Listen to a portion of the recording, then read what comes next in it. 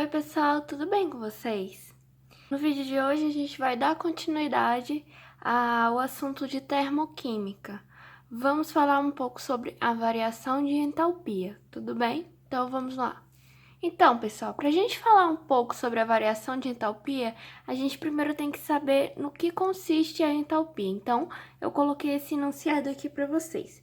A entalpia consiste na energia interna presente nas substâncias. Porém, não é possível medir o valor dessa entalpia de cada substância isoladamente, não temos como medir. Então, a gente realiza a medição da variação de entalpia que ocorre nas reações. E eu vou mostrar para vocês como que isso é feito a partir dos exercícios, que a gente vai ter uma noção, tudo bem? Então, vamos lá. Então, pessoal, sabendo o que é entalpia, a gente já pode iniciar a falar sobre a variação de entalpia. A variação de entalpia é a diferença entre o calor absorvido ou cedido a uma pressão constante. Isto ocorre na reação. Coloquei aqui para vocês a fórmula da variação de entalpia, que é a entalpia dos produtos menos a entalpia dos reagentes. Ou muita gente diz entalpia final menos entalpia inicial. O que não está errado, mas é melhor a gente tratar de produtos e reagentes, porque a gente está falando em termos químicos, tudo bem? Coloquei aqui para vocês a explicação do que representa cada simbologia. HP é entalpia dos produtos, aqui ó, HR entalpia dos reagentes e ΔH é a variação de entalpia. Comumente, a unidade de medida que a gente vai se deparar quando a gente estiver calculando a variação de entalpia é o quilojoule por mol, tudo bem? Então, pessoal, vocês lembram da última aula, do último vídeo, que a gente falou sobre exotérmica e endotérmicas, reações exotérmicas e endotérmicas? Então, aqui a gente vai trazer uma aplicação destes conceitos, tudo bem? A gente vai aplicar na variação de entalpia. A variação de entalpia exotérmica. Ela ocorre numa reação exotérmica. E o que é uma reação exotérmica? É aquela que libera calor, que libera energia. Aqui eu coloquei para vocês uma reação genérica da reação exotérmica, onde o reagente forma o produto mais o calor, ou seja, o reagente libera o calor para poder formar o produto, tudo bem? Então, o ΔH da reação exotérmica vai ser menor que zero, vai ser negativo. Por quê?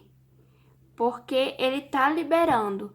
Aqui na entalpia, o negativo não quer dizer que é calor negativo, quer dizer que está perdendo. Quando a gente perde, a gente subtrai. Então, não é um calor negativo, não existe um calor negativo.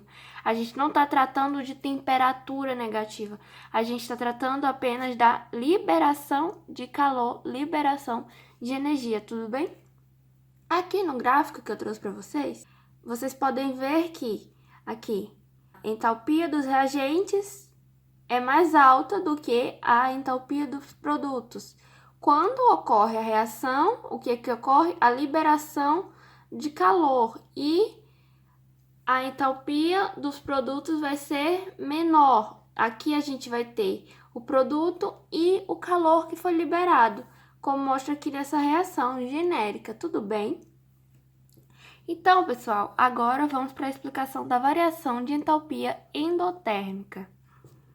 Aqui, pessoal, a gente parte do pressuposto do último vídeo também, onde endotérmico significa absorver calor. Tudo bem? Eu trouxe aqui para vocês outra reação genérica, mudei as letrinhas para vocês não se confundirem e também fiz alteração nas cores para vocês não se confundirem, tudo bem? Isso não quer dizer que a reação endotérmica é azul e a exotérmica é dessa cor aqui. Só mudei para vocês não se confundirem, tudo bem? Na reação endotérmica, a gente tem o reagente com o calor para obter o produto. Então, o reagente precisa absorver calor para obter o produto. Se ele precisa absorver calor, a gente está adicionando calor. Quando a gente adiciona, a gente utiliza o sinal positivo, certo? Então, o ΔH vai ser maior que zero, vai ser positivo. Por quê? Porque ele está absorvendo calor, adicionando calor à reação. Tudo bem, ele precisa adicionar calor para a gente ter a formação do produto. E aqui, o reagente, a entalpia dele era mais baixa do que a entalpia do produto. Então, foi necessário absorver energia, absorver calor para se obter o produto. Tudo bem? Então, pessoal, essa é a explicação da variação de entalpia, tanto exotérmica quanto endotérmica, e como que a gente calcula esta variação.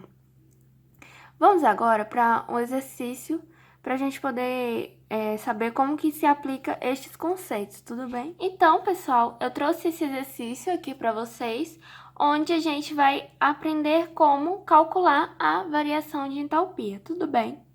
Então, vamos ao enunciado do exercício. Dado o gráfico, ele deu um gráfico aqui, a gente pode dizer que o que está acontecendo? Está liberando calor, certo? Isso aqui é uma reação, quando libera, é uma reação exotérmica, certo? Vou botar só isso. Então, a gente já sabe que aqui é uma reação exotérmica.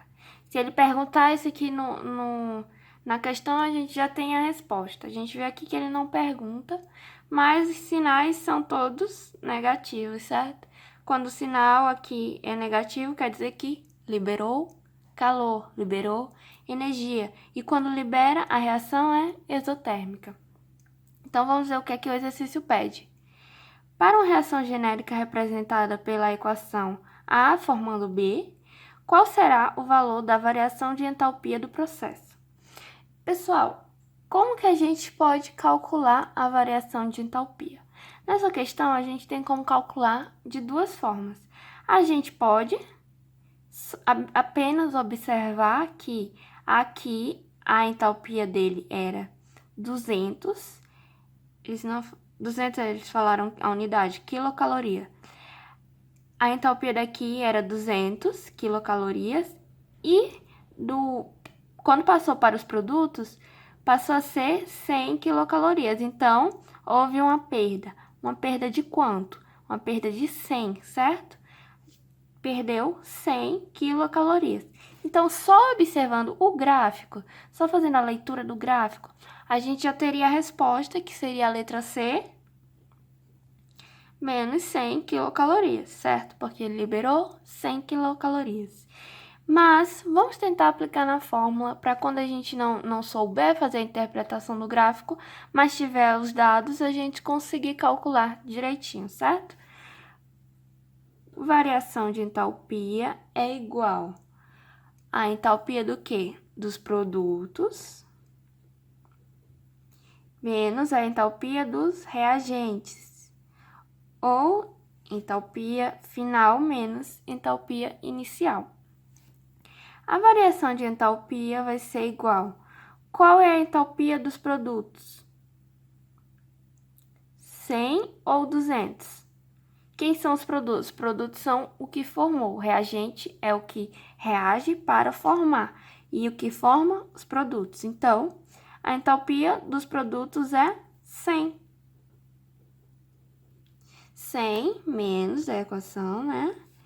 A entalpia dos reagentes. A entalpia dos reagentes é 200. Então, qual será a variação de entalpia desta equação? 100 menos 200? Menos 100 quilocalorias. Isso quer dizer que a reação está acontecendo a menos 100 graus Celsius? Não. Isso quer dizer que apenas liberou 100 quilocalorias. Não tem nada a ver com temperatura, tudo bem? Não quer dizer que isso aqui está uma temperatura negativa na escala Celsius, até porque se tivesse negativa estaria frio.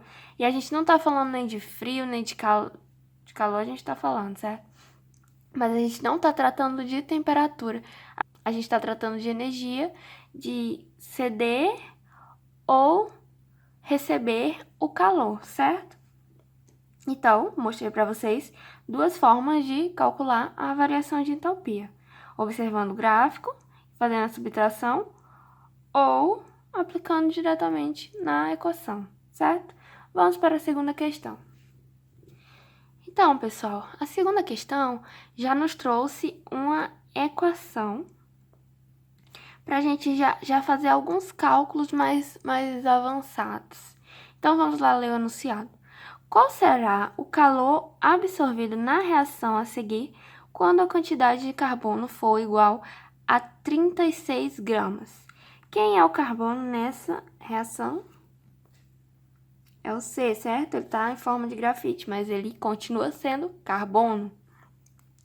Ele quer saber qual será a quantidade de calor absorvida na reação a seguir quando a quantidade de carbono for igual a 36 gramas. Para a gente saber isso aqui, a gente tem que saber quantos gramas de carbono tem aqui primeiro. Então, pessoal, qual será o nosso primeiro passo? Eu vou colocar aqui do lado pra gente, tá bom? Primeiro passo. Então, pessoal, para o primeiro passo, para a gente saber quantos gramas de carbono tem aqui, a gente precisa ir lá na tabela periódica, a gente precisa ver a massa molar do carbono. Eu vou botar aqui para vocês no vídeo e vou botar aqui também e vou escrever aqui para vocês. A massa de 1 mol de carbono é 12 gramas, certo? Quantos mols a gente terá com 36 gramas? Pessoal, vocês percebem que, analisando essa regra de 3 por proporção, sem fazer nenhum cálculo, já dá para saber? Como que a gente consegue perceber isso? Porque aqui, do 12 para o 36, a gente aumentou quantas vezes? A gente aumentou 3 vezes. Por quê? 3 vezes 12 é igual a 36. Se aqui a gente aumenta 3 vezes, aqui a gente também vai aumentar 3 vezes. Então, o nosso x vai ser igual a 3. Mas, vamos fazer essa equação para a gente ter outras opções de calcular, tudo bem? Vamos lá, 1 mol é igual a 1 mol vezes 36, multiplica cruzado, certo? E x vezes 12. Eu vou logo isolar o x. 36 vezes 1, 36 dividido por 12. Quanto é esse 36 dividido por 12? 3 mol. Mol de quê? De carbono, grafite. Então, em 36 gramas, a gente tem 3 mols de carbono grafite, tudo bem? Mas a nossa equação não tem 3 mols. A gente tem apenas 2 mols na nossa equação. Então, o que a gente precisa fazer para poder ter 3 mols aqui? Multiplicar toda a equação por quanto? Qual o número que multiplicando por 2 dá 3? 1,5, certo? 1,5 vezes 2, 3. Mas, se a gente fizer uma regra de 3, sem precisar multiplicar aqui, bora tentar fazer essa regra de 3? Vamos lá. Em 2 mols, a gente tem 360 quilocalorias, certo? Então, vou botar aqui, segundo passo. 2 mol de carbono. Em 2 mols de carbono, a gente obtém 360 quilojoules. Para 3 mols,